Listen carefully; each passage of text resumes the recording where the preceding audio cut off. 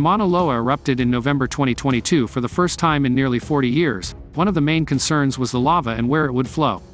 But Mauna Loa didn't only erupt lava. As with all other volcanic eruptions, many tons of volcanic gases were emitted from the active vents. Volcanic gases emitted during eruptions include water vapor, carbon dioxide, CO2, and sulfur dioxide, SO2. During eruptions, the Hawaiian Volcano Observatory, HVO, aims to characterize both the chemistry and amount of gas being emitted. SO2 emission rates are a key parameter to measure, as they can be used as a proxy for lava effusion rate, and they dictate how much VOG, or volcanic air pollution, there is downwind. Typically, we measure SO2 emission rates using a vehicle-mounted ultraviolet spectrometer, which we drive beneath the plume. At Kilauea, because the trade winds tend to blow the summit plume in a single direction, we have a permanent array of spectrometers to measure SO2 there, so we don't have to do as much driving. Driving on Chain of Craters Road for the Pu'u'o eruption and on Highway 130 for the 2018 Lower East Rift Zone eruption were our common means of measuring the plume in the trade wind direction for these other Kilauea eruptive sites.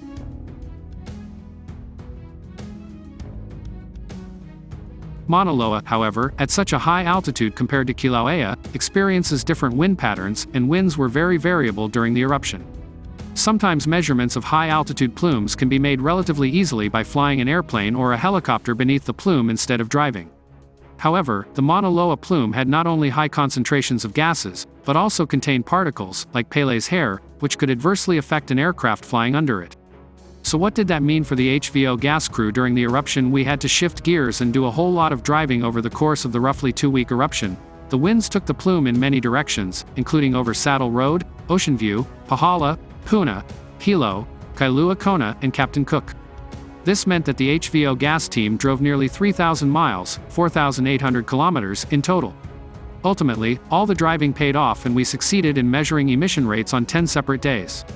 This allowed HVO to report these emission rates to the public and to VOG forecasters during the eruption.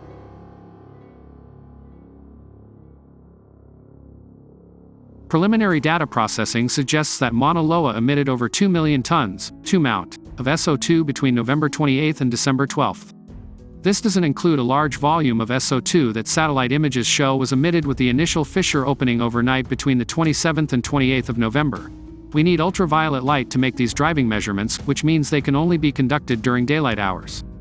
Daily emission rates are estimated to have ranged from 200,000 to 500,000 Td of SO2 early in the eruption and were just over 100,000 Td later in the eruption.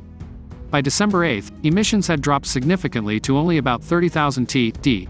Only about 2,000 Td were emitted on December 10, and by December 12, emissions were essentially not detectable, even on the ground near the Fissure 3 cone.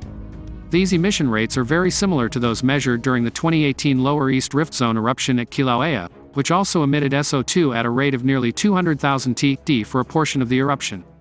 The total SO2 emitted by the 2018 eruption was roughly 5 times more than Mauna Loa's total, however, owing in part to the longer eruption duration.